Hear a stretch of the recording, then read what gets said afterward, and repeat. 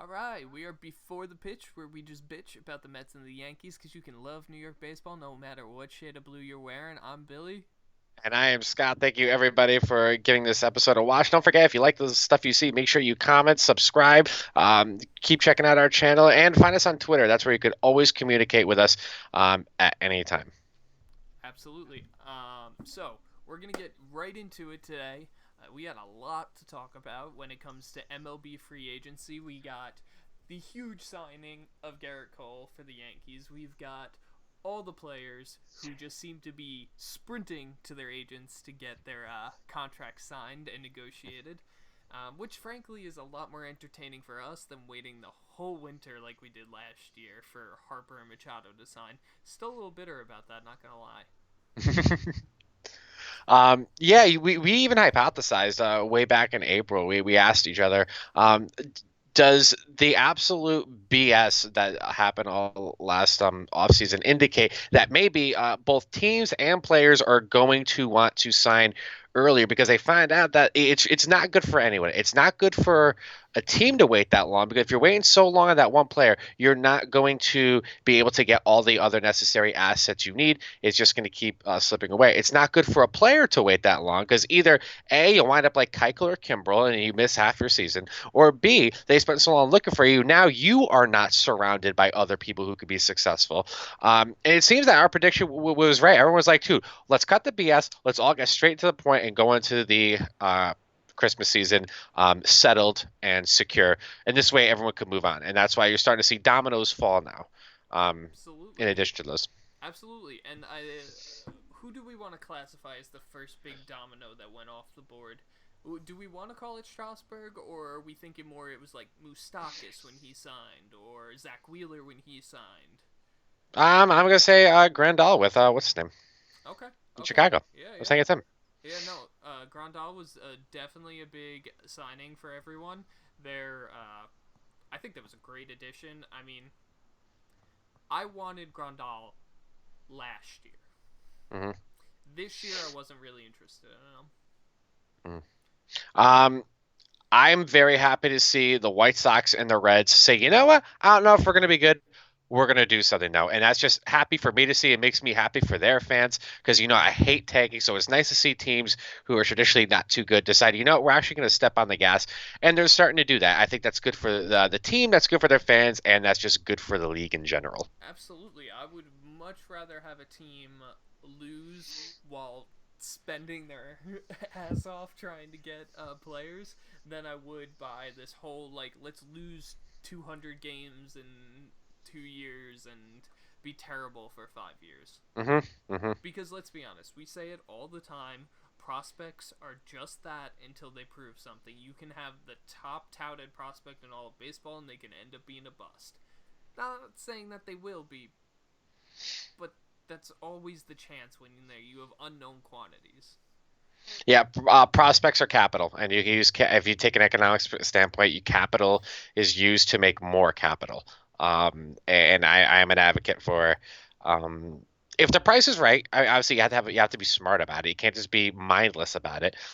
If the price is right, don't be afraid to pull that trigger. If you depending on how close you think your team is and the guy you're getting in return, because at the end of the day, it could a prospect is almost like monopoly money in the sense that they kind of don't have real world value. And if you could trade it for real world value and you're confident in that real world value. You make the right trades at the deadline or even in the offseason, that can carry you through a whole season. I mean, the Brewers did it when they traded for Christian Yelich. Mhm. The Mets did it when they traded for Cespedes a few years back. You can keep going through the teams of they made the investment and it paid off. Now, Cubs for Chapman. Cubs for Chapman. I think that's the biggest one. Now, did that trade work out very well for both teams? I think I would have to say it worked out a little bit better for the Cubs at the moment. Now, the Yankees seem to have the higher upside in that trade. Yeah, because the But Yankees got at the end of the day, the Yankees got Gleyber Torres for literally nothing because we signed him immediately after. didn't So you at the end also of the get a day, pitcher in that trade? I don't. I want to say you I got a don't think so. pitcher in that trade too. I need to look up this trade really quick.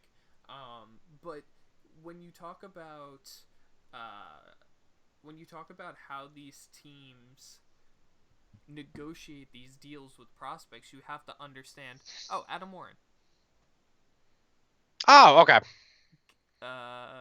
Hold on. The Yankees on Monday in exchange they traded Chapman to the Cubs for pitcher Adam Warren, prospects Gleyber Torres, Billy McKinney, and Rashad Crawford. Jesus, monkey. That was the haul. That was the price the Cubs paid for A World for a Series. World Series. That's the price they paid for a World Series. Hmm. And you know what? If you ask a Cubs fan, it was 100% worth it. And I will It's stand here and say till the day I die that that trade was 100% worth it. Why? Because it won you a championship. yeah. And a championship that you hadn't had in 116 years. It's a I little got. bit more valuable to certain teams than I, it is I, for I others. I call it the Bon Jovi trade. Now or never. I ain't gonna live forever. Well, the thing is, and here's where we stand, right? The Yankees potentially could have made a trade like that in the summer. They potentially could have pulled the trigger on a Madison Bumgarner or, a Marcus Stroman or a Trevor Bauer. They could have paid the price. But when your latest championship was only 10 years ago and you have 27 of them versus your last championship was 100 years ago, Hmm. the price becomes a little bit easier to rationalize paying and or not paying. Hmm. And to a certain extent, I believe the Yankees made the right decisions in not paying the price. I wholeheartedly think the Yankees made the right decision not making that price because Trevor Bauer was the guy who I wanted, and the Indians made it very clear. Trevor Bauer is not going to the American League, let alone a team they have to compete with, like the Yankees. It was never going to happen. Um, if you really want to get hypothetical, I'm sure you could come up with something that Oh, couldn't make the Indians but say no. as If we you really, but say, it would have been silly. it would have been silly. As we It would have say, been silly.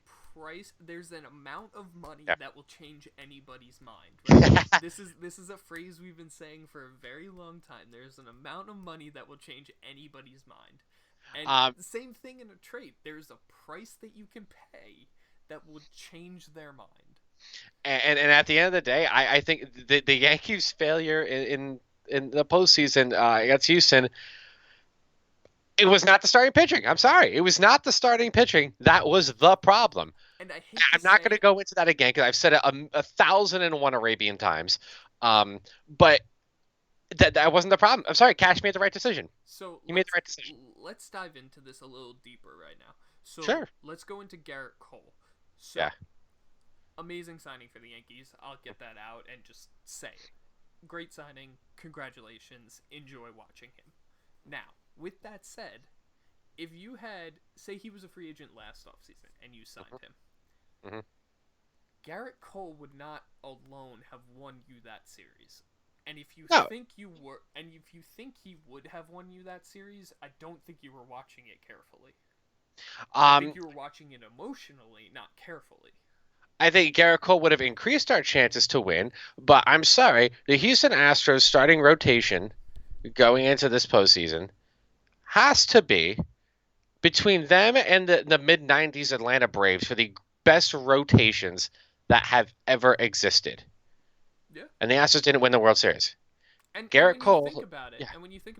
that same concept is what carried the Mets to a World Series in 15. Not win it, but carried them to it.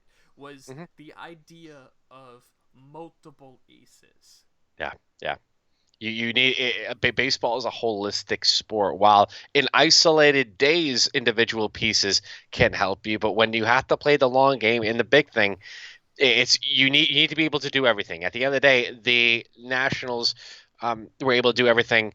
Um, Houston was not able to do the everything, just like when the Yankees played the Astros. Astros were able to do more than the Yankees were able to do on different fronts. And to me, that's a difference maker. You have to believe in the well-rounded team.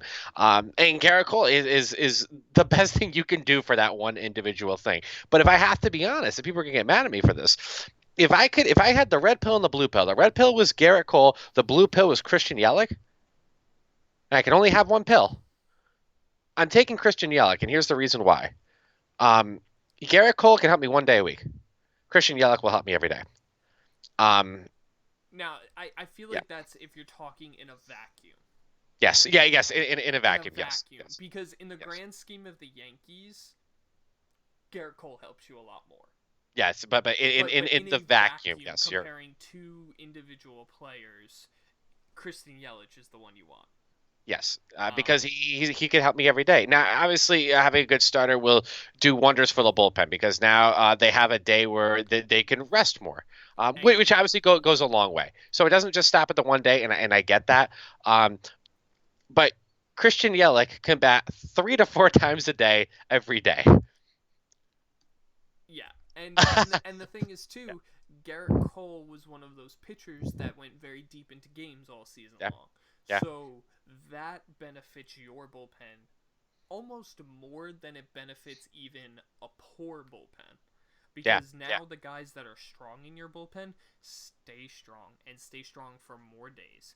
And they're more valuable on more days. And they're more available on days where you need them, you know? Because Yeah. if you can take 1 day of the week and remove that basically from having to worry about the bullpen, stretching, say, 13 pitchers over 4 days is a lot easier than stretching 13 pitchers over 5 days.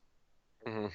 And I get it; it includes the starters, yada yada yada. But it does benefit you in a lot more ways when you can remove the idea that like if he goes 7 innings every game almost, well, you're only asking your bullpen to pitch 2 innings a night.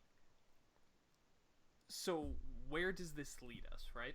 So this leads us to the rumors that floated today, right? Yes. Let me just wrap up on Garrett Cole super quick. Oh, I do Um, have one more point on Gerrit Cole, and then I okay, cool. promise I'm done. Yeah, let's punch those two through that. I know exactly where you're going with this. And once we get there, we're never going to be able to pull ourselves You're backwards. right. You're right. You're right. Um, so I got a couple things about Gerrit Cole. One, the Yankee mystique is not dead. If the Yankee mystique was dead, the 2017 National League MVP would not have waived his contract for only us. And second, we made a whole video that we're actually going to put our tag right up here so you guys can click on it and take a look. The way I said the Yankees should be negotiating this. And basically, my main point is if it comes down to equal money, the Yankees' leverage on negotiation is we are the Yankees. We can offer you the winning team, and um, we are history, and you could be a part of that. A lot of people said I was nuts until the first day that they met. The report came out. That's all Cashman talked about is just being a Yankee. They didn't even talk money. So clearly, we were on the right track with what they were doing, and that proves that's important. Gerrit Cole also said in an interview that the tipping point, because the Dodgers gave him a similar offer, but he said the tipping point was he talked to Andy Pettitte about being the Yankees and doing it in New York. Proof the Yankee mystique is not dead, and I don't think it ever will be. Even if it takes a break, it will never be completely dead. But here's what I'm calling the golden rule for this guy. And this is where I'll leave it. Do it. If you are someone who said, whatever it takes, you have zero right to say you don't like this contract. I am happy Gerrit Cole is here. That is a ludicrous contract, but I get it. Mm-hmm. I get it. I'm glad he's here. But if you are someone who said whatever it takes, you cannot say it because the amount of people who have been saying this whole time, whatever it takes, whatever it takes, whatever it takes, whatever it takes, whatever it takes, give him all the money he wants, Yep. who have instantly turned on him on social media that night. Oh, that's way too much. I didn't mean that. Highlights the hypocrisy and how much I hate some other Yankee fans. Um, that's the reason why we drive people away is BS like that. And that's the reason why you're never going to be satisfied. Pick a position. I just sang My Hamilton in my head for a second, so like. yeah.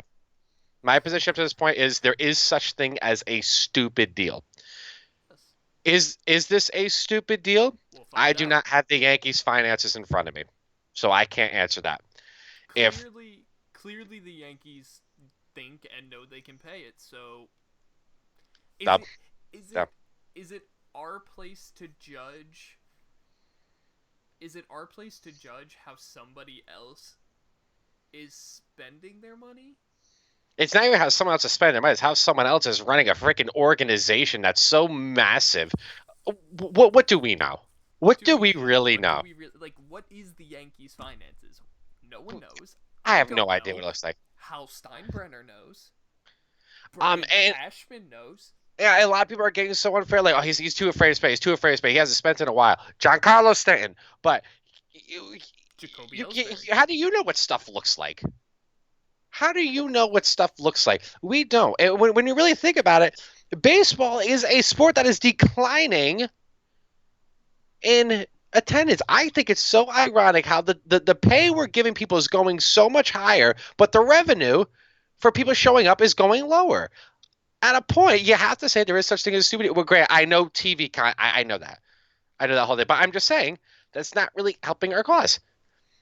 You No, know and what gets people to show up to the ballpark? Effort. that's a whole nother video though. Oh, it is. Yeah. So I'm That's gonna. a But whole nother that's all I video. gotta say about Gerrit Cole. That is my golden Cole rule. So Is what I'm. these are my 2 points about Gerrit Cole. Yeah. One, the contract is what it is. If the Angels are going to give Mike Trout $400 million, the Phillies are going to give Harper $300 million, and the Padres are going to give Machado $300 million, and the Nationals are going to give Strasburg $250 million. Who are we to say that the most storied franchise in baseball can't give one pitcher $300 million? Yep. To me, it makes perfect sense for the Yankees because you know what? Cashman has shown time in and time out if there is a guy he truly wants, he will not get outbid for them. He has been chasing Gerrit Cole for a while. He's a kid. He finally got the toy he always wanted to play him out of with. high school, and he went to college, and then you tried to draft him again, but he got picked up by the Pirates. And they tried to trade for the Pirates. And then the Pirates sent him to Houston. And so he's been chasing. This is his white whale, and Captain Ahab finally got him. Yeah, yeah. And he wasn't gonna lose this one. No. But my last point on Gerrit Cole. The signing of Gerrit Cole does a lot more for the Yankees than just give them a bona fide ace. Mm-hmm. It takes a baseball bat to the Astros organization and says, take this. And beats them down a little. Yeah. Maybe on a trash can.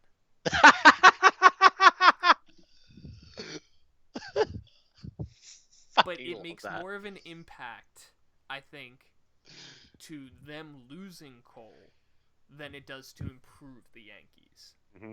But here's the thing. I think that tips the balance. You know, where the balance was like this, they slightly had that edge. I think there's now a significant edge for the Yankees over the Astros. And if our predictions that we made in past things that we're not going to bring up right now, how we think the Astros could be punished, we're not going to be seeing much of the Astros for a while if our predictions are right with how they're going to go about doing that. The immediate future doesn't change anything, but down the road. Yeah. This is, and I wouldn't be surprised if, I think I would be surprised. I think Cole's kind of over it, but I don't know. I almost wonder if are people going to start leaving Houston and start squealing? And Cole is angry at Houston. I almost wonder, will he squeal? He seems like someone who's too quiet, and he's kind of holds himself a little bit better than that, where he's not going to be a snitch. But there's no doubt in my mind that the first thing they're going to ask him when Aaron Judge has lunch with him is going to be, I won't tell anybody, but you got to tell me.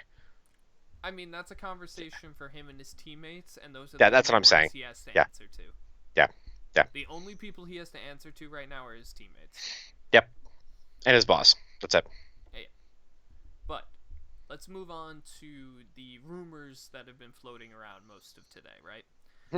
These rumors revolve around a certain relief pitcher who's had a little bit of a, I don't know how you want to word this particularly, but a little bit of a tumultuous persona. Mm-hmm. and I don't say that lightly. That isn't a joke. That's a fact. Like, there is some controversy surrounding said reliever. Mhm. We're not going to get into that because on this show we do not talk politics. We just talk baseball. So Mhm. we will only be evaluating this player as a pitcher, Mhm. as a player, and Mhm. nothing else. Mhm.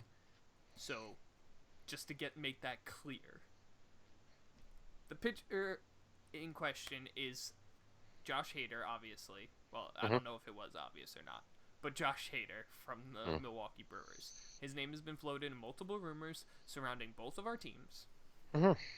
and well, he would join the Yankees bullpen of power arms and insane quality relievers. That's really all I got when it comes to the Yankees. For the Mets, it would significantly improve their bullpen. I don't Mhm. know if it significantly improves the Yankees bullpen, but it certainly just gives you another freaking weapon. So here's the way I look at this. I look at him, and it's very clear. His presence is because they do not want Betances back, and that's okay. And here's why I'm more than happy to take Hader over Betances. And to bring us around to our first topic of giving up prospects, I think this is a guy who is worth paying the price for. And here's why: Betances is one going to cost us money because I know he wants to get paid. He is inconsistent with his throwing, but most importantly, and here's where I think it comes from, I think we're having a different conversation. Does he not miss all of last year? He is one pitch away from not seeing him for months. Josh Hader, much younger, one of the best relief pitchers in the game, if not the best relief pitcher in the game. And he has 4 more years of control, and he's dirt cheap. You're only gonna pay him like $5 million a year. Every upside in the world points to him. Now, if you say, "What do you got to give up for him?" I'll give you a reasonable thing where it starts with is the Brewers need a third baseman. And we have a third baseman who has 1 more year of control left than him, who we know can hit a baseball. And because of his glove, I don't know how much we'll miss him. And that's going to be Andujar. I think that's where that trade starts with. I think it's fair to start with him. I think it'll take more than him to get it. I think it would Um, take Garcia and Duhar. some people are floating around the idea that Hap might be there to Hap might be to use this as a way out of it. Um, I don't see the but you Brewers wouldn't as a think that team that because would take on salary. I don't think so because like, yeah, that's what I'm saying. But apparently there were reports that they did inquire about Hap, and I They guess they so might like him. so here's So my I don't thing. know. I don't know what to think of that. But to me, it starts with Andujar. That's the piece that this goes to. That is a price that the Yankee fan I am willing to pay, and I'm willing to start with because the upside to that if you okay, I'm sorry. If you have Gerrit Cole and if you have our starting rotation, which is I already think without Cole is a good rotation, I think and it's one of the best in baseball with Cole. with Cole it could be and then if you put Josh Hader to his bullpen, that was already the best bullpen in baseball. We are no longer a baseball team. We are a cheat code. Absolutely, you do this in my opinion. You guys are the fantasy draft franchise they create on MLB The Show every year. Yeah, yeah, Minus a couple players because you always yeah, got to get Mike Trout in there somewhere. yeah. Uh, but so here's my thing. When it comes to Hader, he's 25 years old, mind you. He makes about 18 times as much money as Scott and I combined. And we are also both 25. So that makes me feel real great, by the way. On top of this, he can potentially be your replacement for Chapman. Mm, okay. And you got to remember, Cashman plays the long game with all of these things. Oh yes. He's not just thinking, does this move make me better right now? Does this move make me better next year, and the year after, and the year after that? Well, frankly, yes. Josh Hader does make you better this year, next year, the following. And as there potentially becomes a decline in an aging reliever, there's only experience grown from Hader for a few years. Aging reliever whose velocity is slowly dropping. Granted, it's still a flamethrower, but it is not what it was a few years ago. 99 is not 102. No. 102 is not what I think he topped out at 105. I think is his. I think the record. I think like the all-time record is like 106, and he threw it. I think he was with Cincinnati when he did throw it. I think the fastest I think I've seen him throw with the Yankees is like 103. Yeah. But still, fastest I've ever seen him throw. I know, I get it. Like, it's like when I talk about Noah Syndergaard's velocity. I'm like, he only threw really like 99 last year, not 100. It's like, what are we doing? What are we doing if that's how we're evaluating guys? Growing up, one guy did that. His name was Randy Johnson. Now everyone's Randy Johnson. Yeah, really. Like, But continue, though. Continue. But no, you're right. There was like a handful of guys that did it across baseball when we were kids, and there was like two guys, really, two or three, and now there's like one on every team. Two on some. But no, Josh Hader added to the Yankees bullpen. He gives you multiple things. He gives you a successor to Chapman, and he also gives you a multiple inning reliever. Mm-hmm. A very valuable tool in a lot of bullpens nowadays. Mm-hmm. What can you do with such a reliever? Well, you can pair him with Gerrit Cole on days. So Gerrit Cole goes 7, Josh Hader goes 8 and 9. Congratulations, you have the entire rest of your pitching staff for the next 4 days. Mm-hmm. Mm-hmm. These are the things that a reliever of that quality and that consistency can do for you. Mm-hmm. Now let's switch gears, unless you have anything else you need to say about him. Yeah, just one last bit, because I hadn't thought about that until just now, and now they're implementing the rule that the 3 batter min, we have to take him out. So we could be seeing the end of the specialized pitcher. Yeah. So you're seeing the end of that. So that's good for him, knowing that you can put him in, and he's at least going to place 3 batters. What the hell? Might make him 2 innings, and that's great for extra inning games to have that advantage. Mm-hmm. All around, but I think we could both agree the Mets have the most to gain from this if they were to pull him off. Now, that you mentioned the 3 batter rule briefly, I do have to say, I think some of the pitchers in the Mets bullpen are much more suited to that than some other teams have. Mm-hmm. Because we do have Robert Gsellman, and we do have Seth Lugo, who is such a valuable reliever. Mm-hmm. And he really only pitches multiple innings at a time. So these types of things are really helpful for the Mets, in a way. It's kind of weird. It's like a backhanded way that this may or may not help the Mets. Yeah. But you trade for Josh Hader, there's your new closer. Mm. There's your new closer. Edwin Diaz automatically becomes your 8th inning guy, I think. You don't have to worry about, is he your closer, is he not your closer? Familia can become a middle reliever. Brad Brock then becomes like a 7th inning guy. Seth Lugo can be your 7-8 guy on some days, can just be like your 6-7 guy on other days. So adding a guy like that just shifts and lengthens out the way you can use a lot of these guys for the Mets. The question comes to, what type of player do you have to give up to get him? I would give up Dom Smith. I would potentially give up a upper tier prospect for him.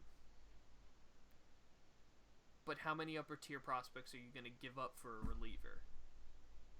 Are we going to do that every year?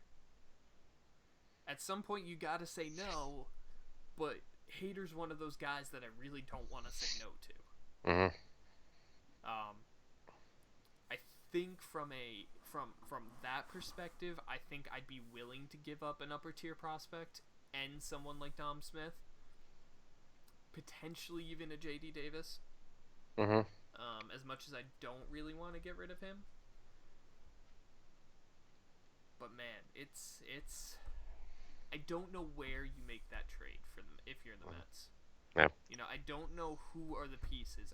There is no clear cut, like, I can get rid of this guy besides, like, Dom Smith. Mm-hmm. Because, like, I like Dom Smith. I think he's a very good player. I think he's going to thrive on an MLB team. The difference is we got a first baseman. There is no place to play Dom Smith, and I'm tired of playing people out of position, and I would rather turn that excess into something that we're lacking. Because I think we have multiple options for somebody to back up first base in a day that Pete needs off. We don't need a Dom Mm-hmm. Smith. We can allocate that resource to help us somewhere else. Mm-hmm. But you also don't make a trade just to make a trade because you can. Yeah. But Hader would be one of those guys. Mm. So, do we want to get into? Do we want to go into the things that the Yankees have lost recently, or do we want to get into the things the Mets have added recently? Let me talk about the one thing the Yankees maintained, then the piece that the Yankees lost. I'll get that one maintained thing out of the way. I think that's the quickest one. And then the big bulk of tonight's discussion, believe it or not, we haven't gotten to involves something the Yankees lost. Is that fair? Sounds great to me. Hit it. Yankees have Brett Gardner for a year. Love it. It's great. You need him. We still need one more outfielder, in my opinion. The reason why is because I think left to right, our outfield right now, if opening day is tomorrow, is going to be Tauchman, Gardy, Judge. Stanton is the GH. Ooh, What's that? I have a very good suggestion on someone you should actually get. Okay, that's fine. Okay, we'll get there in a sec. Frankly, I'm even okay with just Cameron Maybin for one more year. Because here's the thing, I want a contingency plan because 2019 showed us the importance of a contingency plan. And here's the thing, Gardner is, while he had a fantastic year last year, remember, you can't argue with the anomaly. And the argument's going to be, is this an anomaly or is this a new trend? I don't know. But with every year that passes at his age is more likely he will get injured. So maybe you could say he dodged a bullet last year. We don't know what can happen to him. So you need to know what's going to happen if he goes down. Mike Tauchman, he had a surge. Is it a surge or is it reliable? We don't have a sample size big enough yet to know which one it is. Not saying it's going to be. I'm just saying I don't know. Aaron Judge, in 4 years, has been out because of injuring this midsection because of his swing. Is one bad swing away from that happening for the third time in 5 years. Basically, you never know what's going to happen. If one of these guys goes down, who's your guy you're throwing in there today? Well, the immediate answer is Giancarlo would go out there, but you're going to want to rest his leg for at least the first half of the year even more. And he's going to be really transitioned to a full-time DH, which I'm perfectly okay with, to be honest. And I love Giancarlo to death, but and I actually don't mind him in the outfield. A lot of people hate it. I don't mind him. He's tall. He's got a hell of a reach. Great. He's not a graceful. And great, yeah, he doesn't have like a great. He's not a graceful runner, which I get that, and that's his defect. But anyway, once something happens to these guys, what do? I heard someone say, "Oh, we're fine. We got Clint Frazier." Mm-hmm. If your contingency plan is Clint Frazier, you don't have a contingency plan. Even Cameron Maybin. Just someone who I know can go there. It's not Florial. Florial hit 230 something, and he hasn't even left single A yet. No, it's not Esteban Florial. Frankly, I think the window's kind of closing on him. He's kind of I think he's becoming more of like the Justice Sheffield of the outfield. The one they're gonna keep saying he's fine. Maybe he's not. Maybe get rid of him sooner than later. Again, he's monopoly money. He has no real value. But he might if you do something. So I'll shift this over to you. Okay, so I have two big, not too big. I have one suggestion for you if you say you need another outfielder. Mm-hmm. I think you guys should go get Kevin Pillar. I forgot he saw that. Extremely talented defender, and the guy can bop some home runs. I forgot he was there. All right. And frankly, if you're talking about a guy who's mainly going to be a bench/role player for your team, if you can bop some home runs, I think you're a little more valuable. Mm-hmm. And you still have that core utility player, that thing that you want, which is defense. If you're going to sit on the bench and play every, couple days, every, 1 or 2 days. I think I lost you. Are you back? You're back. Yeah, I lost you. Let's You're the find. one recording, so whatever you just said, I'm pretty sure got picked up. Yeah, no, I lost you for a second. Anyway, Yeah. so if you're gonna play like once a week, twice a week, whatever, be as a utility player, the one thing you want out of that type of player is them not to kill you on defense. hmm Because their main job is to go in there, give a guy a day off, play good defense, maybe provide a little offense. I'll give you this. If you get Pilar goes to center, Guardy goes to left, and Talkman becomes the utility guy, I think, until some of that proves otherwise. Absolutely. But Yeah. what does a guy like Pilar also do? He's a very good defender, so he takes some of the stress off of Stan. He takes some of the Yes. stress off of Judge. hmm These are things that you can do to help limit the the strain on the players because mm when they're in the outfield actually playing the outfield, they feel a little protected by the guy who's roaming center. hmm I Yeah. think he would be a very good option. I don't know how much you would have to pay him. I think if you can get him on a contract south of like 1 year, 7 or 8 mil, I'd do it. Okay. Sure. I'll do it. I'll do it. I I'll don't do know. it. I don't know if he'll command that little. I don't know what the market is for him right now. I haven't heard many rumors surrounding him. But If if the I'm a, Mets didn't get Marisnik, I would say why aren't the Mets going after Pilar? To be I honest. wanted Pilar to begin with. Yeah. I want Pilar to begin with because we have so many freaking left-handers that would be nice to have a right-hander in the outfield. Yep. And he's a true center fielder. Yeah. I was gonna say you just need a center fielder. Oh God, I would have loved that, to be honest. Would have yeah. absolutely loved them to sign Pilar. hmm Because he can provide you some offense. Where, for once, the guy who's playing center field can actually hit the ball instead of just being a glove. hmm I would have taken any sort of offense. He had 21 home runs last year. I would have taken that out of my center fielder. Yeah. Frankly, I don't think the Mets came close to that. Yeah. Ah, God, it's frustrating. But the last piece of the Yankees that we'll touch upon before we get into the big bulk discussion, which you were about to be getting into. yep. And some of you might be able to figure out what exactly we're talking about. We're going to talk about Didi. I am genuinely upset that he's gone emotionally because I remember Jeter being my favorite player. He leaves, and everyone, myself included, I've been panicking. Well, what do you do without Jeter? And this guy came in so easily and so naturally, is so effortlessly, was so likable and a contributor and a good defender. Um, I can't thank him enough. And like I said in my farewell video, there's always a spot for him at Yankee Stadium. A lot of people feel the same way. I also made an entire video that I'm going to insert right over here about why I believe it was important the Yankees kept him. But since they're not, I've been warmed up. I've been slowly warmed up to the idea without him slowly. Just because my gripe with the infield is my gripe with the outfield. What happens if something bad happens? Um, I felt if something bad happens, LeMahieu can go anywhere you want, and we know that second and short between Didi and Torres is really really good. If something happened at third or something happened at first, DJ can move. What I don't like about this is now DJ is stuck at second. Um, and that takes away what happens if Gio something happens to him, what happens if something happens to Luke, and then other people have warmed me up to the idea of you do have Mike Ford, even though I put Mike Ford in the Talkman category of not a sample size. I don't know. But someone said, well, remember, we still have Estrada.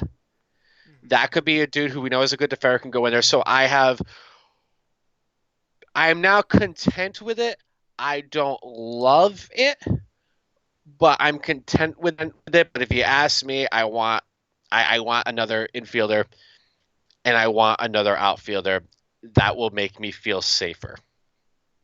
So, with that said, and I'm gonna bring up another player that I think fits both teams, and he's kind of like a fringe scrap heap player. Mm-hmm. So the player that I'm thinking of is Travis Shaw. Okay. Now, Travis Shaw is a guy that can play multiple infield positions.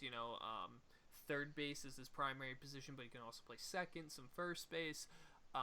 So if the Yankees were to sign him, well, there's your contingency plan.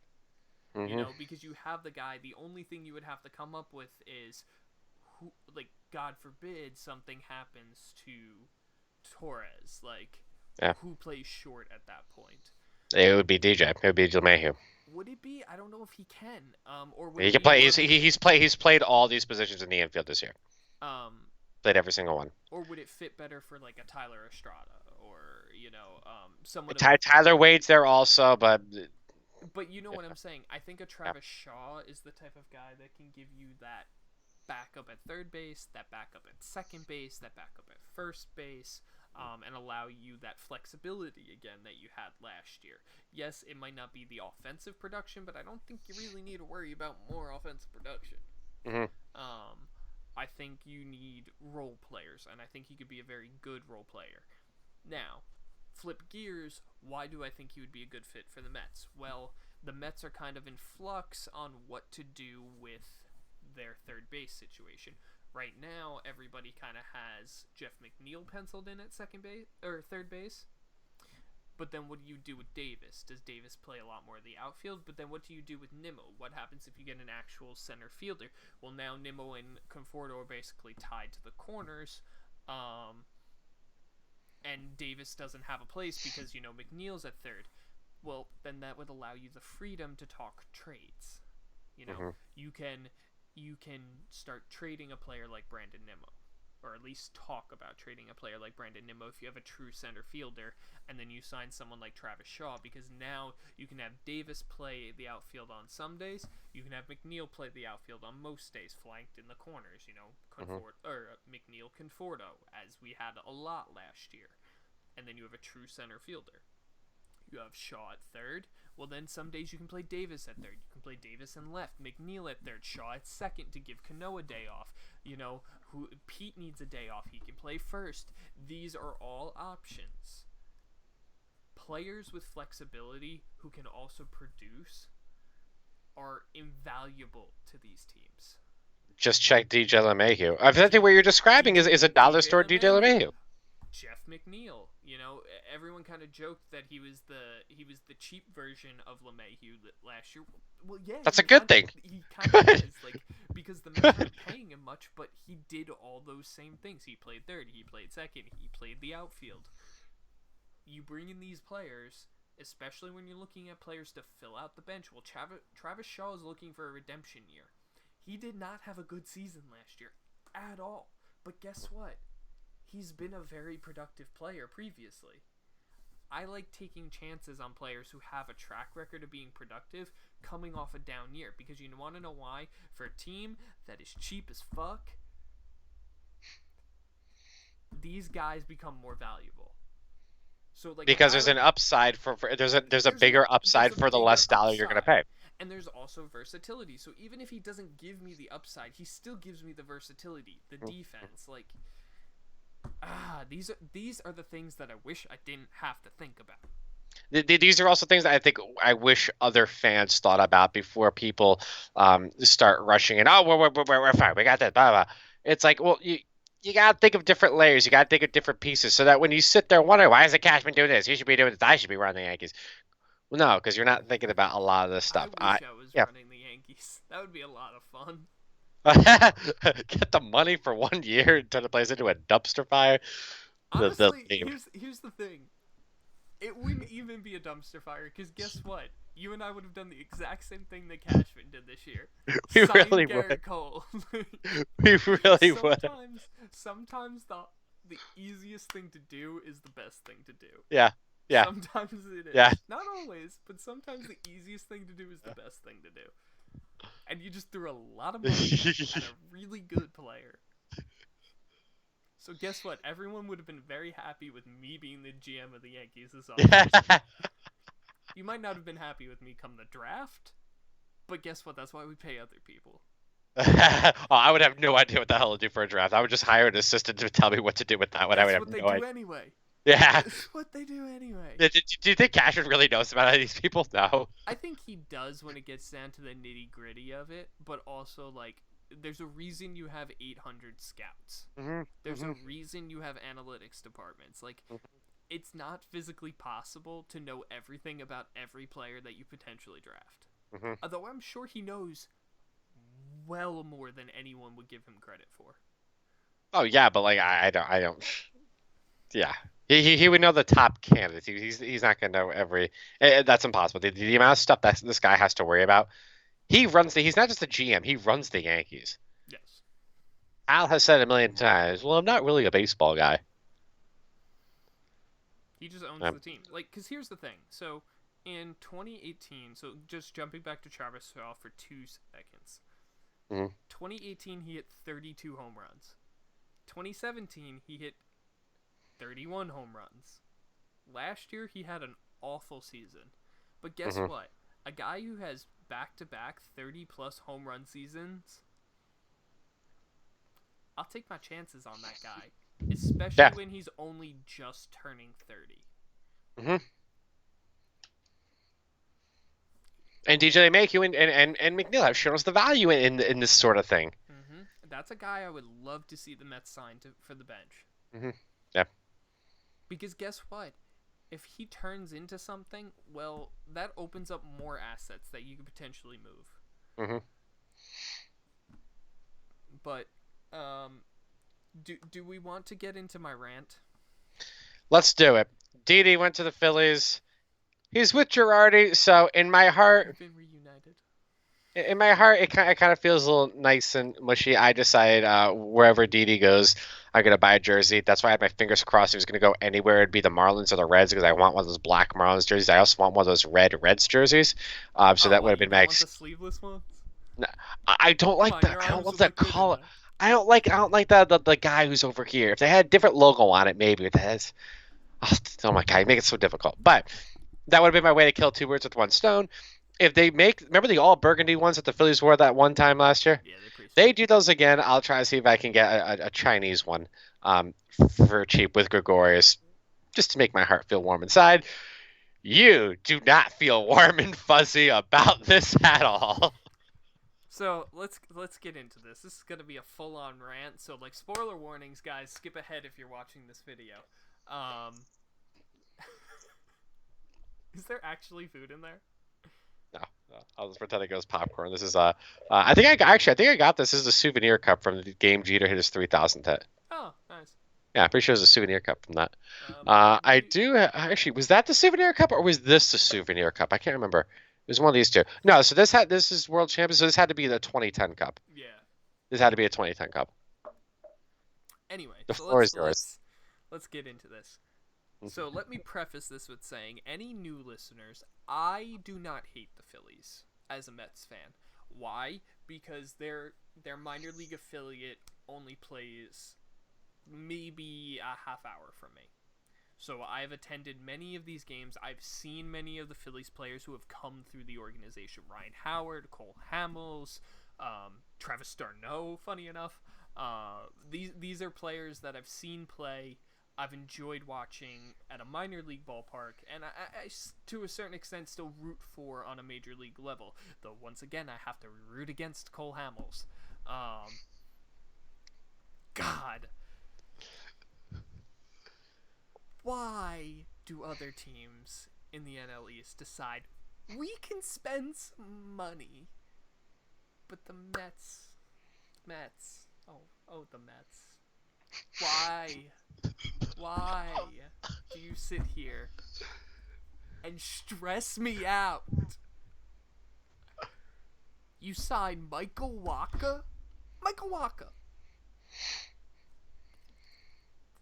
If you didn't watch the NL Central, I want to know by a show of hands how many people actually know who Michael Wacha is. Guess what?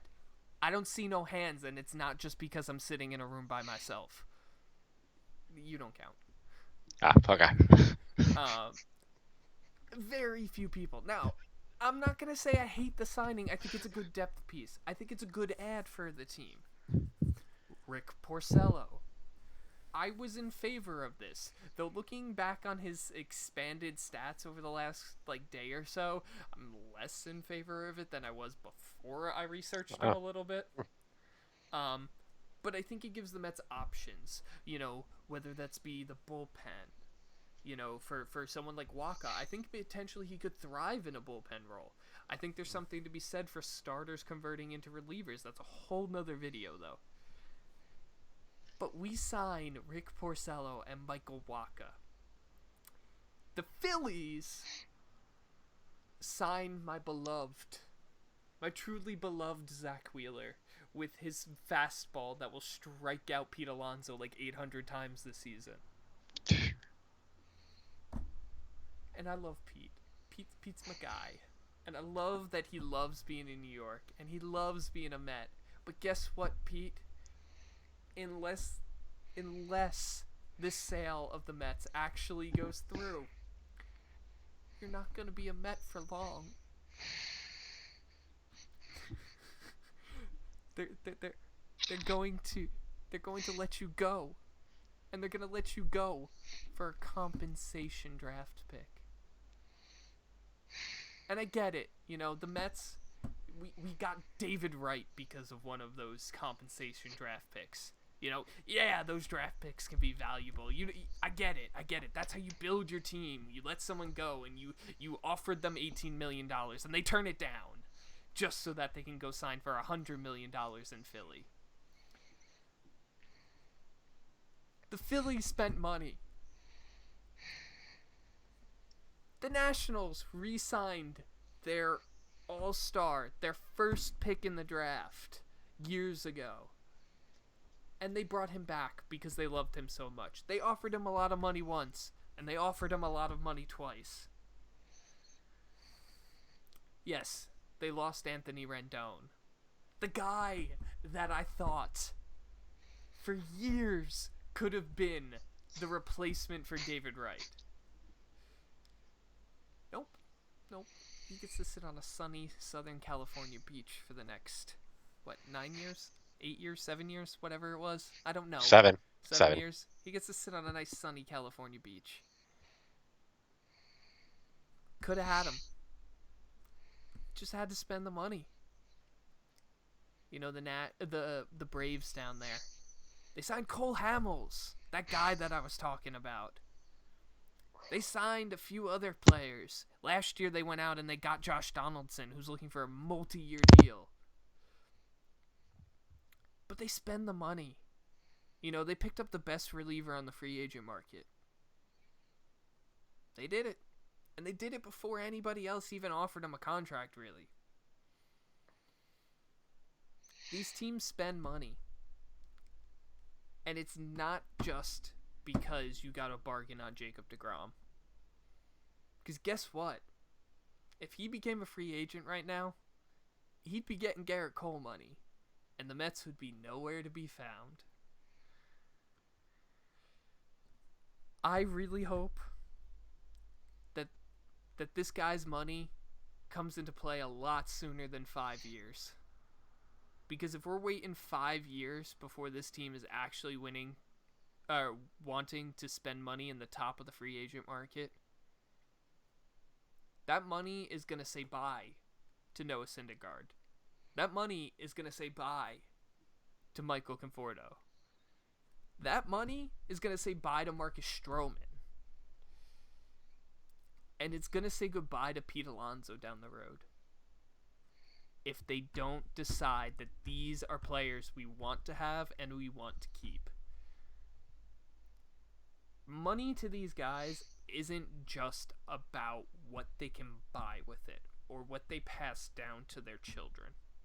That's not what money is about to these guys. Money is about respect. Money is about value to them. How do you value me as a player? How do you respect me as a player? Well, guess what? The Yankees respected the hell out of Gerrit Cole.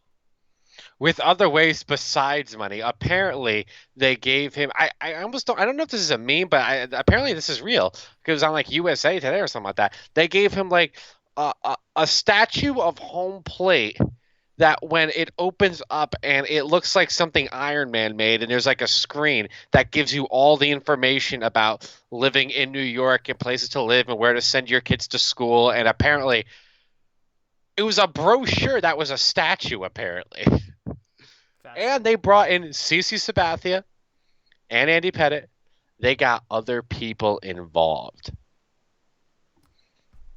Money is about respect for these guys. It's not just about what you show them in a meeting when you offer the contract. Mhm. If a player believes he's better than another player, he's not going to take less money. He's not going to take less years because he values himself highly. And if you don't value him as much or greater than a player he sees himself to be better than, I'm going to use Zach Wheeler as an example. Gerrit Cole knows he's better than Zach Wheeler. Yankees offered him $100 million. He's laughing him out the door. Mhm.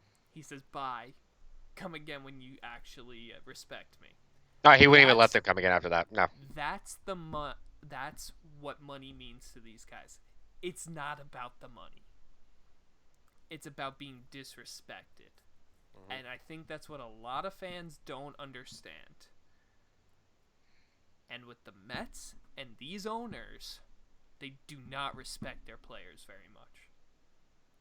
And it's sad because there are players that love this city, that love playing for these fans, but the ownership doesn't respect them enough to open up the checkbook. And I hope it changes. Because that's the only thing I got right now. Because I'm going to sit here next year if this ownership doesn't change and watch Mookie Betts go to another team. And the playbook is just going to flip over to another year. It's going to have the same script inside. You let me know when they're ready to sign a Carlos Beltran again. That was over 15 years ago.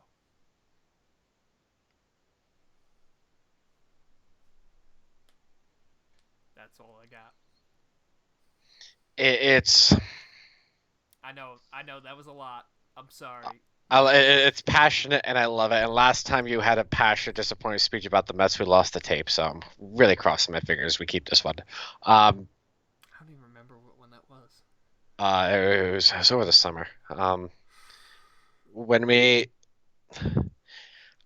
I've always said I can't blame the Angels for not trying. They just suck at predicting the future.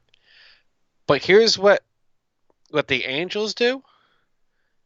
What they've been doing is the same thing that I just said I really like that the White Sox and the Reds are doing. Effort, trying, going to do something. Even though the White Sox didn't get Zach Wheeler, that sends a message to their fans that they did make the biggest offer. Mm-hmm. That does send a message. The Reds, who were relevant about like a couple of years ago, but then kind of faded off again. They're like, "Hey guys, we're gonna do this. We're gonna try something." Angels have always said we're gonna try something. It just really never works out. I do not think the Mets are as off from winning as a lot of people think. And I said that in like the depths of May and June. Do you remember this? When I We was were in pulling May my and hair out. you were pulling your hair out, and I said, "Listen, a hot streak could turn a lot of this stuff around. Second half always brings some weird stuff in baseball." But they had that hot streak, and it They did. still wasn't enough. It wasn't, but what did it show you is we can. You add a superstar like Anthony Rendon, you add back a pitcher like Zach Wheeler, or instead of Zach Wheeler, you go get Steven Strasburg, and while hurting one of your rivals, you help yourself.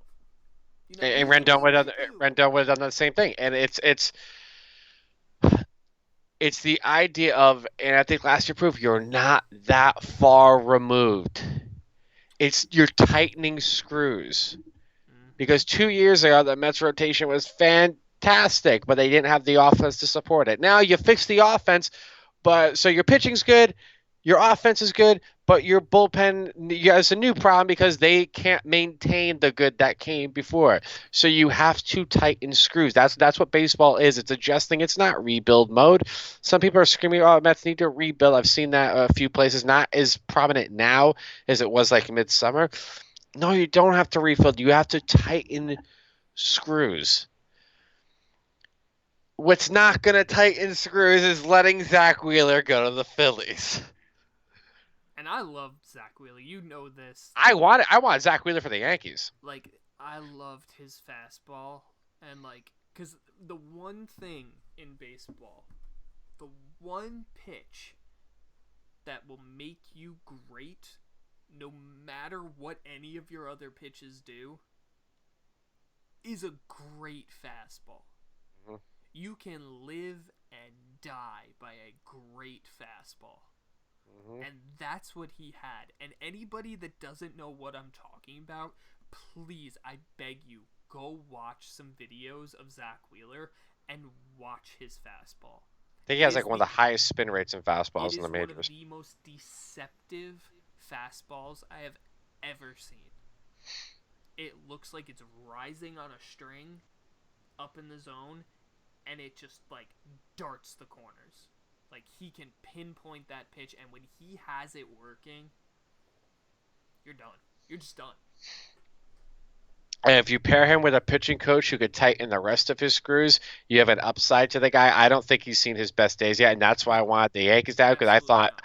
Matt Blake, a guy who did fantastic work with the um, um, Indians rotation, has a reputation for tightening people's screws, and I like using that phrase a lot. Mm-hmm. Um, I think he would have been a great pair for Zach Wheeler.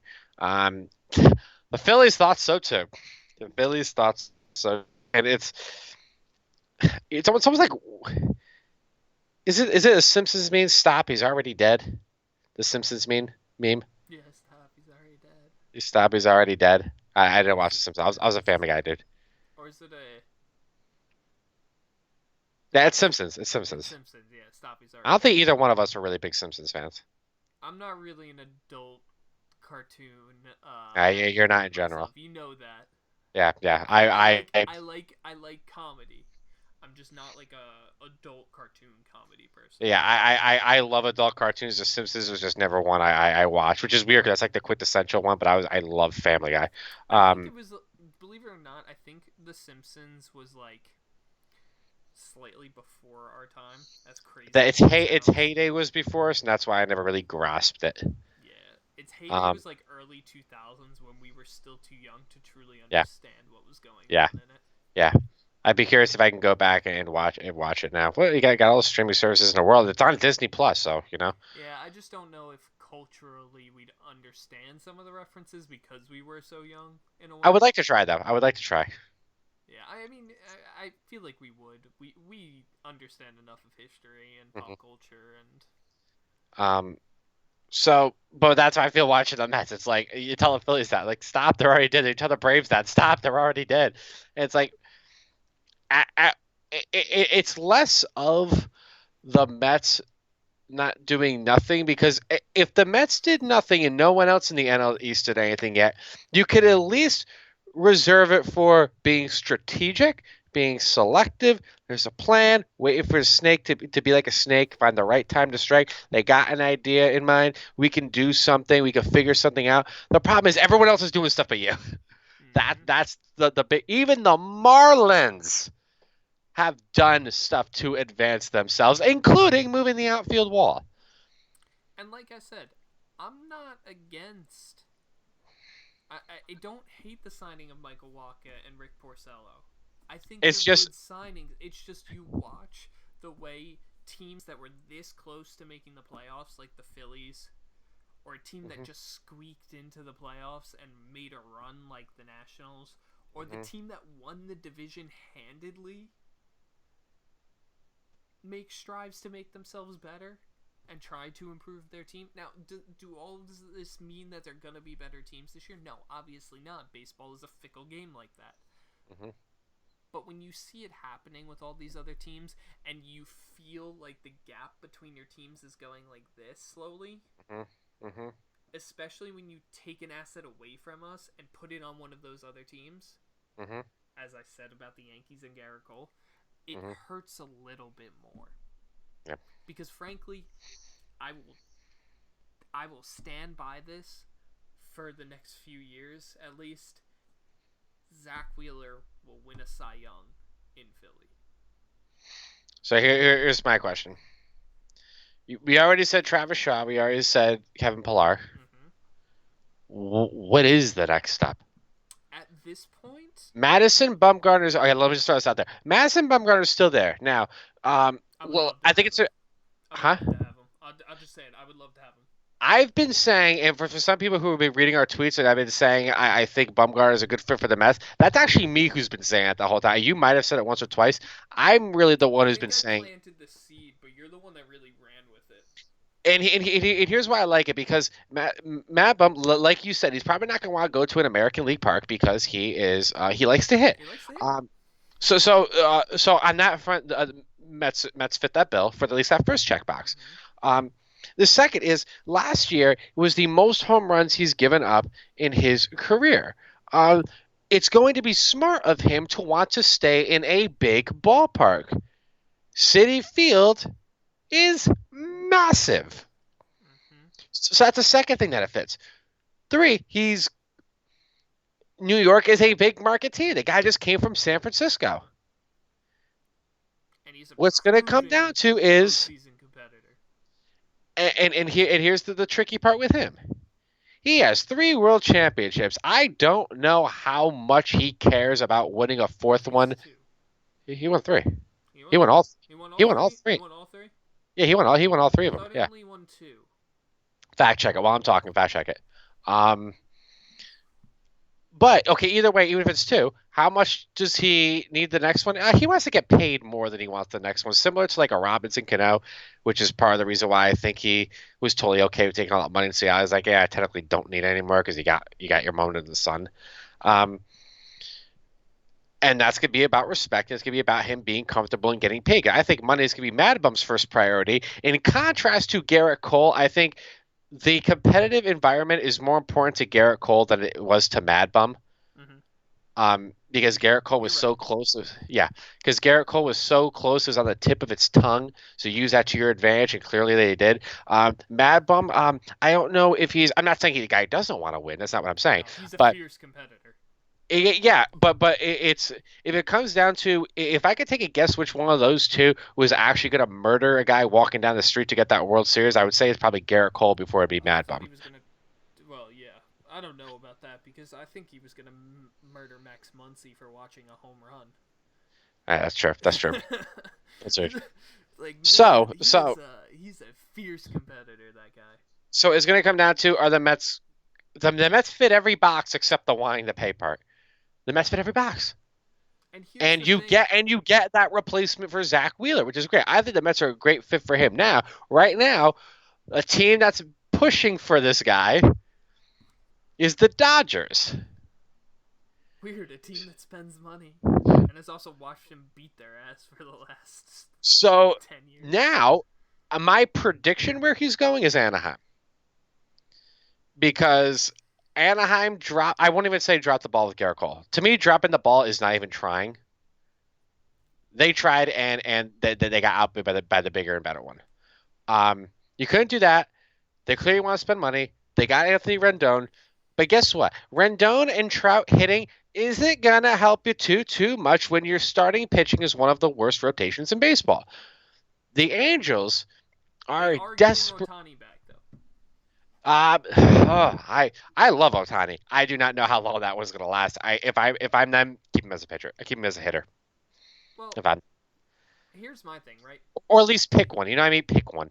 I love the guy. I love Japanese players. I actually want to buy an Otani jersey more than I want a Trout jersey because I think Otani is really freaking cool, and I love his swing. His swing is beautiful. Something about Japanese players have really nice swings. Between him and I feel like they Matsui, just have. I feel like they have like this like balance and flow to yeah, their swings yeah. that you don't see in It's like kung fu, which I know is more Chinese than Japanese, but it's like that's really what it looks like. Matsui, I always said looked like a samurai when he went to hit, and then Ichiro and Otani have like this. I like the word you said. Like it's a flow. They have this fluidity to them, and Yeah, they have this just balance through their it's entire swing. beautiful. Like there's Look at no like it's they do beautiful. not they do not fall off balance when they swing. No, no. I don't know if anyone notices these things, but like they do not really fall off balance too often when they swing. Yeah. It's very consistent, very fluid. It's actually quite Yeah. fun to watch. Um, Um, but no, if I'm the Angels, I'm definitely pitching Otani. and the reason why I think Mad Bub would choose them over the Dodgers is because I think he wants to murder Max Muncy. no, I think he doesn't want the city of San Francisco to murder him. I think he would. I think he would be like Amir Garrett from the Reds trying to take on the whole dugout. That would be Mad Bum in the city of San Francisco. Oh, how much that would be like the biggest. But has there ever been a betrayal that freaking big? Johnny Damon to the Yankees. Oh, yes, and he liked New York better. The only guy living to, I believe, he's the only living man to win a World Series for both teams. Did the Babe do it? The only living man. Oh, living. I'm like the Babe did it though, right? I want to say Johnny Damon is the only man alive, unless there was like a backup dude who goes up and down from the minors, so I don't know about. I think Johnny Damon is the only living person to win a World Series with both teams. But oh god, how much? Yeah. If I mad bum, like not gonna lie though, it's like I feel like he's got the personality that would love it. Would love oh, that like I energy and wouldn't do it. stuff. I wouldn't do it. If I'm so that is Like it, like you forever. remember. There's three forever guys in San Francisco: Willie Mays, Barry Bonds, and Madison Bumgarner. I don't. You might be able to put Posey up there. I wouldn't put him as high as those three. He would be like four though. I think. Yeah, I wouldn't. He's not Willie Mays. No, He's not Barry Bonds. no. But I don't even know if Mad Bum's that high. Oh, I think it would be. I think it would be. Maybe he is. I don't know. I don't know how That that you. dude's, that dude will get into the Hall of Fame for those pitching performances alone that he's done in the World Oh yeah, Series. absolutely. I think he's already sealed his ticket for the Hall of Fame. Um, But like, and good. It was fun watching. It was really fun watching. I like and basketball. hopefully we have years more of him to watch Yeah, because he is only, mind you, he's 30 years old. Like that's it. yeah. And except for the 2 seasons where he had those freak accidents with like the quad and then something else, I don't remember. Wasn't it like a comebacker hit him on the arm and broke something? Yeah, I remember a comebacker at It one was a point. Yeah, comebacker and then he had like a quad accident or a dirt bike we accident. reserve the right to be wrong about this, by the way. Something freak. He had like two freak accidents. Besides for those two like freak accidents, he's made 30 starts every year of his career. Every single one. Yeah, So those 2 years where he had those freak accidents, every season where he's been like not had a freak accident, he's made 30 starts. yep, And he's 30 years old. Like yep. these are the reasons why I want the Mets to sign him to a 5-year, $80 million deal.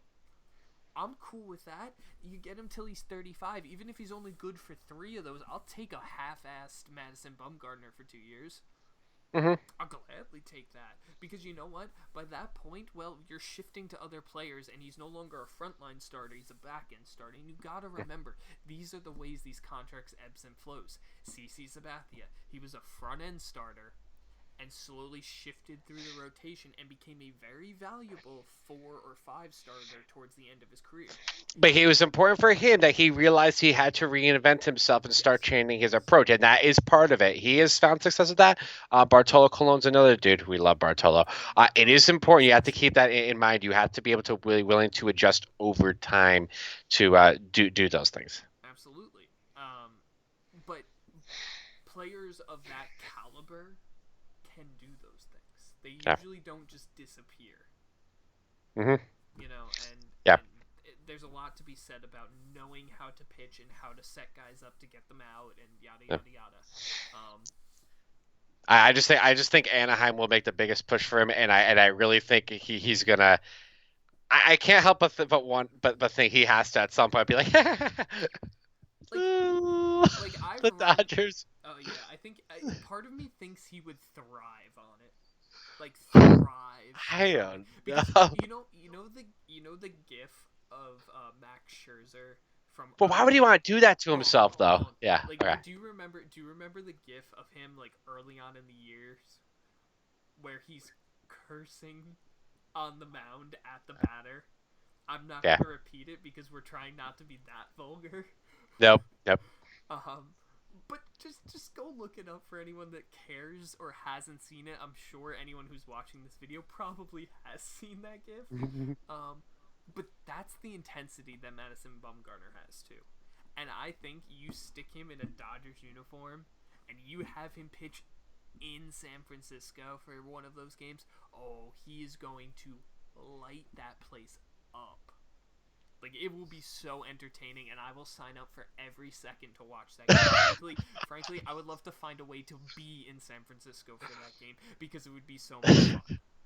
You've convinced me. I want to see him pitch for the Dodgers now. You've straight up convinced me. Like it would be amazing. Can you imagine putting him in a rotation with Walker Buehler and Clayton Kershaw, the guy that he would match up against in playoff games?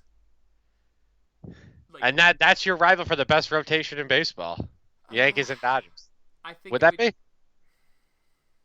Would that be? It would probably be those two. It's tough because you still have to take into account you still have that Nationals rotation. Oh yeah, I forgot. Yeah, I forgot to keep. Scherzer and Corbin and Strasburg. Yeah. You still have the Mets rotation, which I'm not gonna say is as good, but it's close.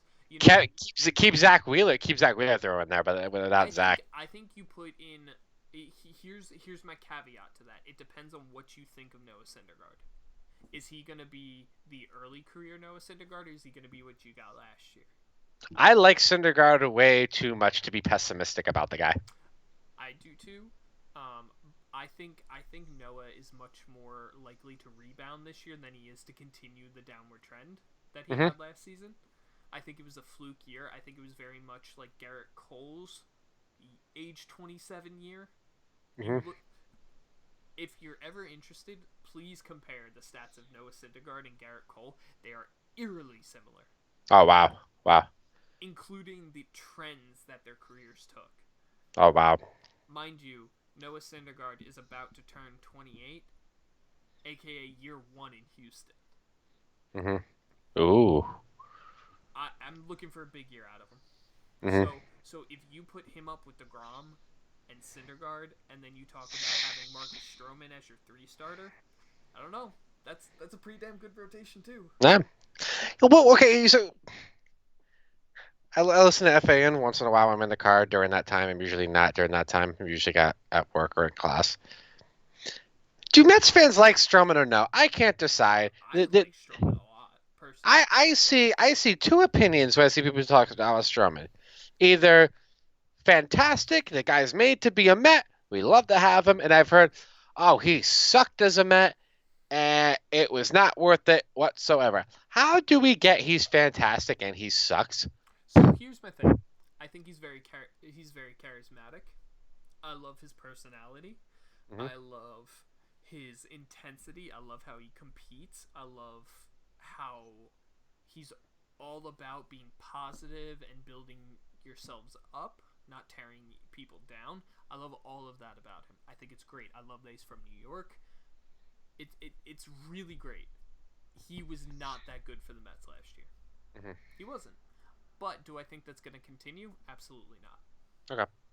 I think he's going to be much more like the pitcher he was in Toronto. I think sometimes coming in the middle of the season isn't always easy for a lot of guys. And I think he put a lot of expectations on himself that he didn't. Now, in September, he was much better than he was in August. So there's that too. Sometimes you need that time to settle in and understand your role, get comfortable in the clubhouse. That's very important too. Some people just click. Other people, it takes a little bit of time. And I think he started to become very friendly with guys like Pete Alonso and Michael Conforto and, all these other pitchers in the Mets. Like, that's not easy to do. It's not easy to come in the middle of the season and be accepted into a team. Mm-hmm. Everyone can say the right things, but you don't know what happens behind closed doors. Mm-hmm. You know, you might be more of a shy personality in that setting, and then it becomes a lot harder to fit in right away. It takes Mm-hmm. time. Um, so these are all factors that you have to consider with trades, and you can't just be ready to be like, he's a bust, get rid of him, he's a bum. No, Mm-hmm. no. Look at Jay Bruce when we traded for him to his second year in New York. Completely different player. Let's see what happened when Jay Bruce went to Seattle. yeah, Seattle. I almost said Montreal. I'm thinking the letter M. But yeah, these are all things that you have to consider. I personally really like Marcus Stroman, and I think he's a great addition to the rotation. Frankly, we didn't give up much for him. Cool. Cool. Um, Mind you, you add a Madison Bumgarner though, and it becomes very easy to move a pitcher like Marcus Stroman, a pitcher like Steven Matz. I would stay away from moving Syndergaard because then you have the two power righties and the power lefty out of mm-hmm. Bumgarner. If I'm the Mets, you sign Bumgarner. Matz is the one who I think he give you of the expendables the most bang for your buck. Some people would say Syndergaard is the expendable one. Um, there it there is a game of the Price is Right with that one. Yes. I will not say there's not a game of Price is Right. I do not consider him untouchable, but I do not consider him expendable. I think you sign Bumgarner. Matz is the one who you're probably looking to get rid of, and that's a game of Price is Right if someone really does want Syndergaard. I'd even consider moving Stroman. Yeah. I would move it. Say you sign Bumgarner, I would move Stroman in a trade for like Hader. More than before Matz?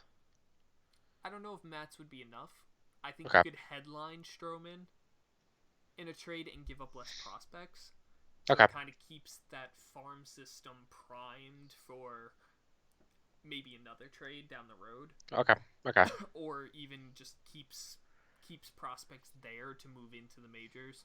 Cool.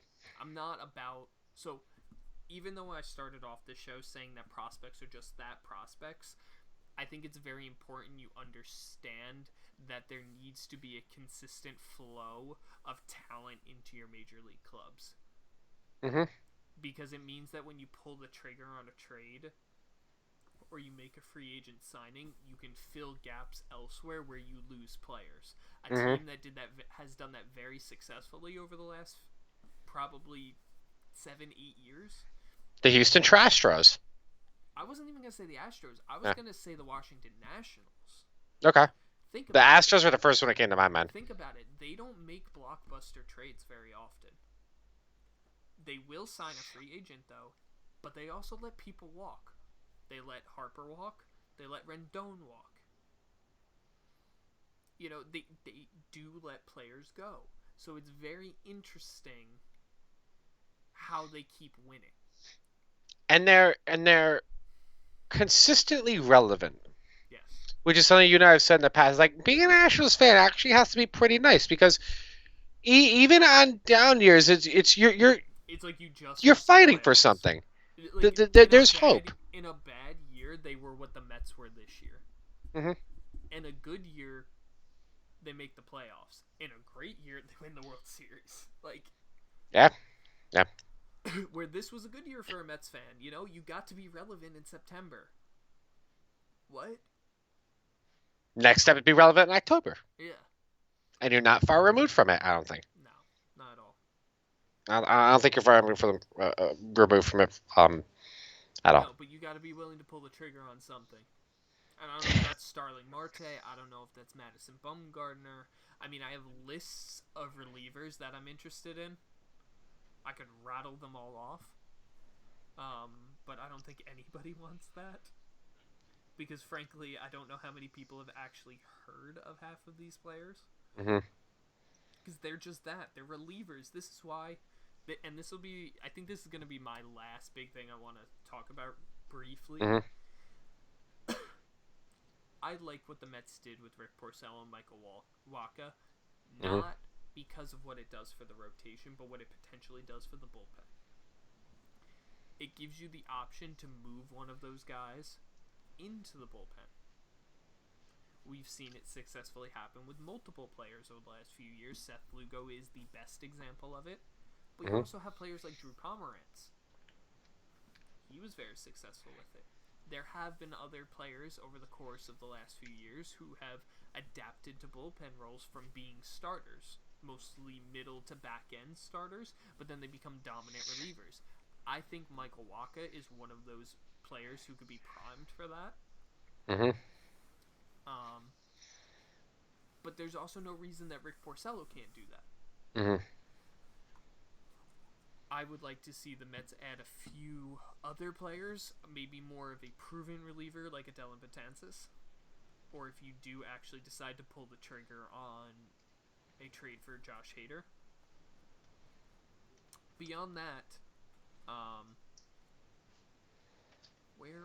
I'm just gonna mention a couple names and I'm gonna move off of this. I was gonna say, list off names that you like, so in case one of these wind up happening, we could say we were right. So Julio Teheran, I think, is a starter that could pull that off.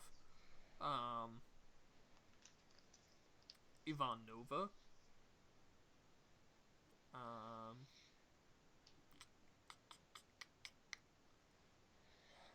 Matt Moore interests me a little bit in that aspect. I'm so sorry. Um,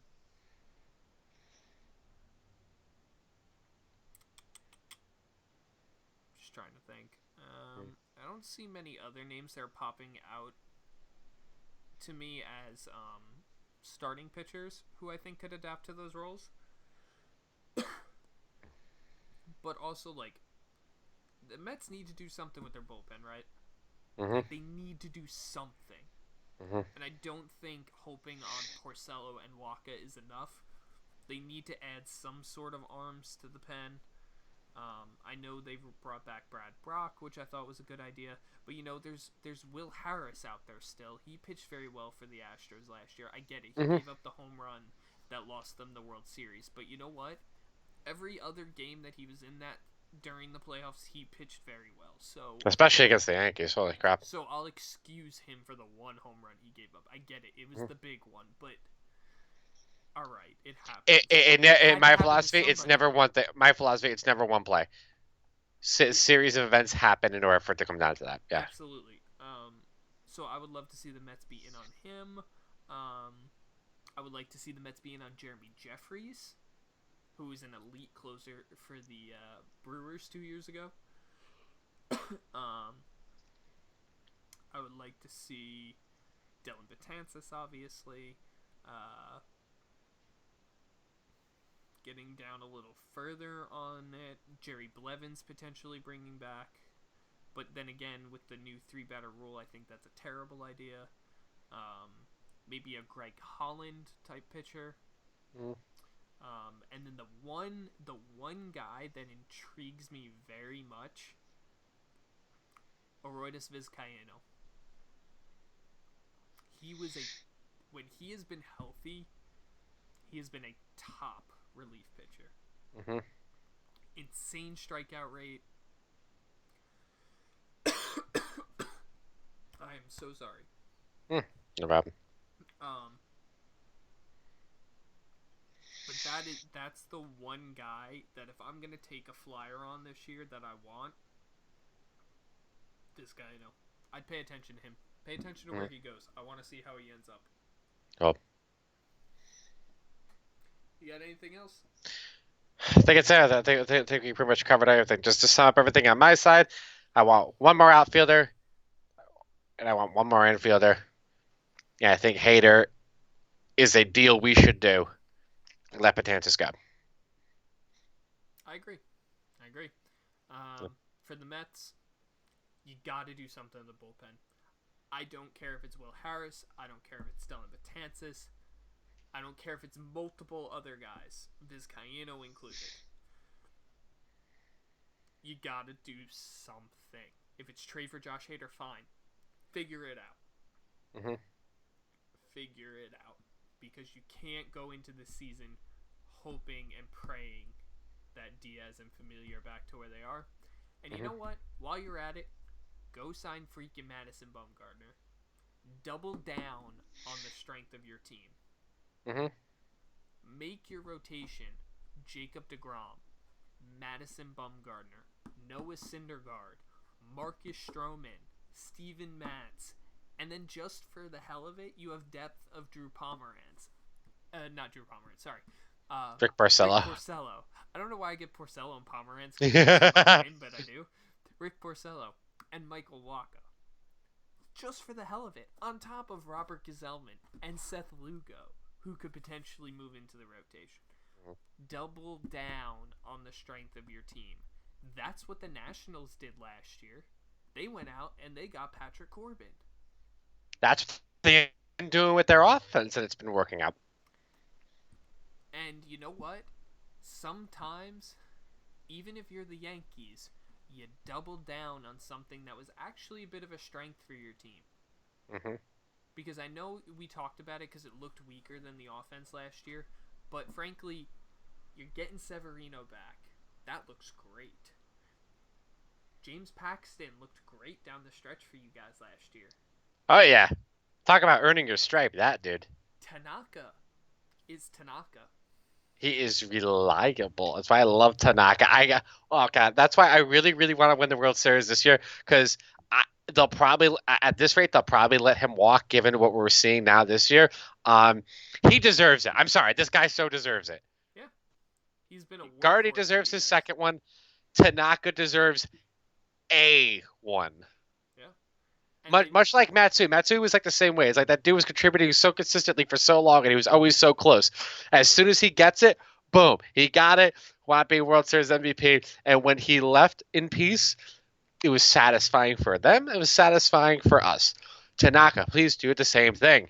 Please. Oh my God, I love Tanaka. and then your fourth starter is a combination of multiple guys: Loizaga, Herman, you know, Jay Happ. Well, that'd be the fifth guy. That'd be the fifth guy. But I That's think what I meant, your fifth guy. I'm sorry. yeah, I think the fifth guy in the rotation is going to be the revolving door to see who it's going to be later. I think, no doubt in my mind, Garcia will be a part of that. Oh, and Garcia, I forgot about him. I think he's He- definitely in the conversation. um, I want it to be Trevor Bauer, and I still think the Yankees and the Cincinnati Reds would be good trade partners for reasons. I think it's less likely since they got Moustakas because I think They're doubling down. yeah, because they're doubling down, and then that would mean that they'd be like, maybe we will keep this. Maybe we will give Bauer another shot. But if you're the Yankees, I think that is a gold mine over there because you're reuniting him with Matt Blake. That's oh my God, it's meant to freaking happen. Plus, I love Trevor Bauer. Oh my God, players on other teams who you just love. Trevor Bauer is like my dude. I so badly want him here, and it should be just no freaking brainer. Garcia would be the dude who I would send away for that though. Yes, yes. Uh, I'd be willing to make that deal if I'm the Yankees. Yeah. Because guess what?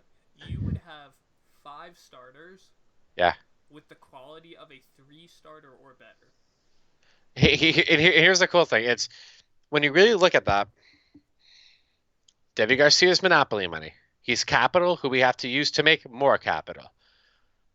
If you asked any Yankee fan, who would you rather have pitch tomorrow morning, Garcia or Bauer? The right decision is Bauer. It's not going to be 1-for-1. I get that.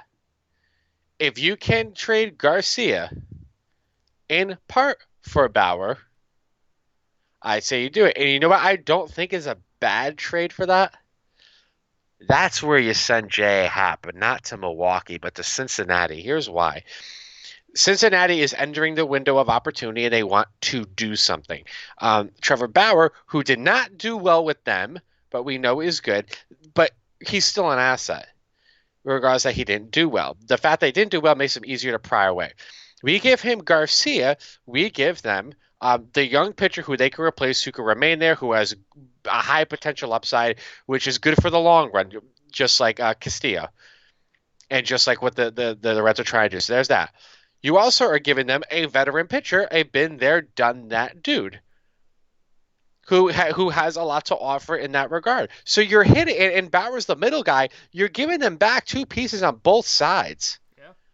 And both of them, we know Hap has a contract with him, so he's there for a bit of a stretch. So if you're the Reds, I think that's a thing you consider. If you're the Yankees, that those are the two who I throw over there is Garcia and Hap. I think that is offers things that they can use. I think it's fair, and I really want Trevor Bauer. And to Milwaukee, it's Andujar. I think that's the one that makes the most sense. It starts with want to sweeten the pie, throw Florial over there. Get rid of Florial. I don't think Clint Frazier is getting anybody. I don't think he is either. I don't think he's getting. Even though the Diamondbacks apparently brought him up when they wanted Robbie Ray, and Cashman said no because he wanted to keep Clint Frazier. I don't know what the hell's going on with that one, but Robbie Ray's another pitcher that I've been high on for a while. You know and that. yeah, and he's not a free agent, but I did hear that he's up for trade or something like that. But if I'm the Yankees, yeah, it's I would do like an Andujar, a Florial.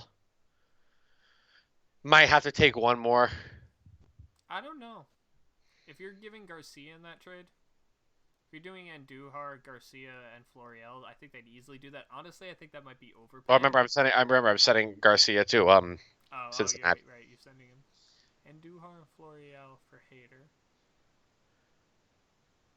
I don't think that's crazy. I don't think that's crazy by any means. I Honestly, don't think it's I crazy. don't.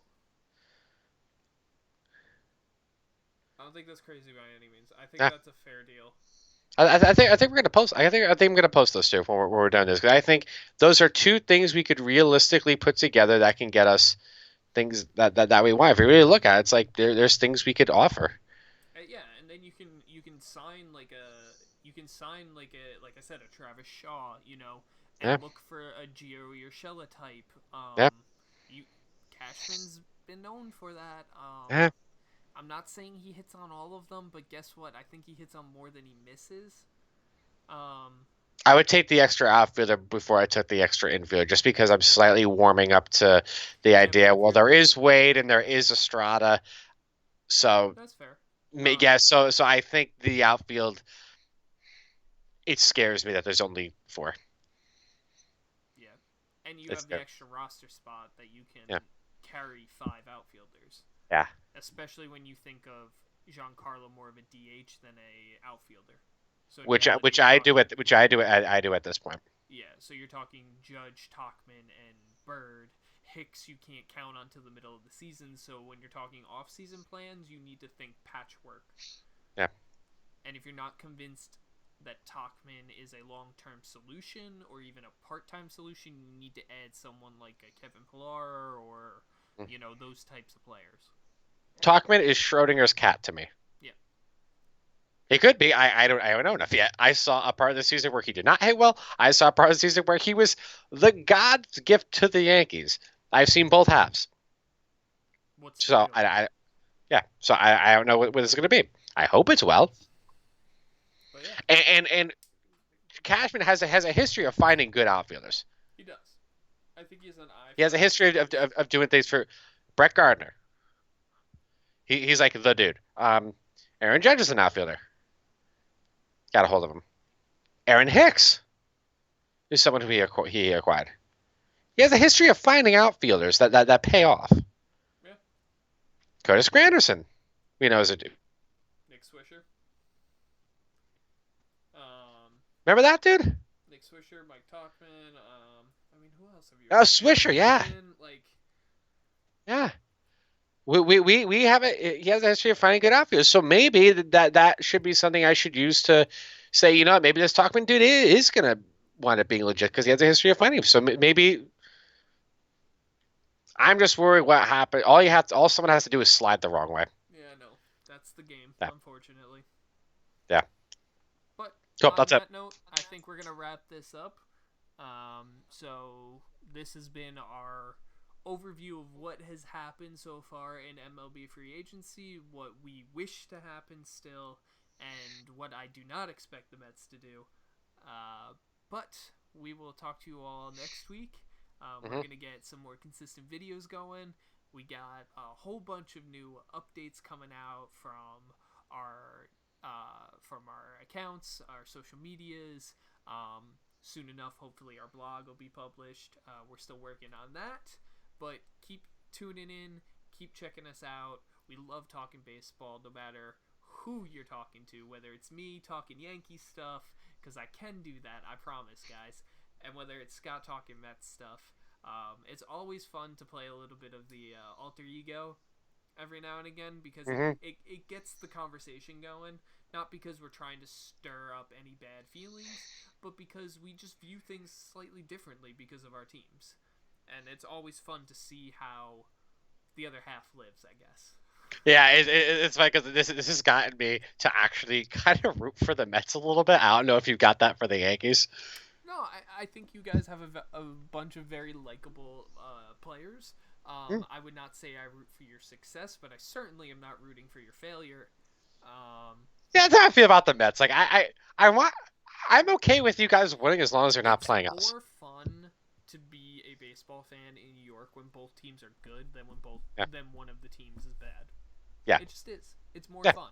Like yeah. in 15 when the Mets were relevant and the Yankees kind of weren't, it wasn't as fun as if the Yankees were relevant. No, it gave me an excuse to throw on my Beltron jersey I walk around with that. You know, I could jerseys from multiple teams. I could bandwagon. I could You can bandwagon for a week. bandwagon for a couple Why not? weeks. Why not? There are plenty of documented pictures of once the Giants won the World Series of me walking around with my Giants hat. Plenty of evidence of it. No shame in the game. I got the stadium. I got Yankee Stadium tattooed on my arm. You're not gonna take it away from me. Why not? I enjoy hats. I mean, Why not? It's I his have one. his his, his exact words, ladies and gentlemen, as he purchased that. He held it in his hand. Turns and looks at me, and Matt was off somewhere else trying to get something else. He was looking to get like a mini bat. He looks at me and he says, "I hate how much I love this hat."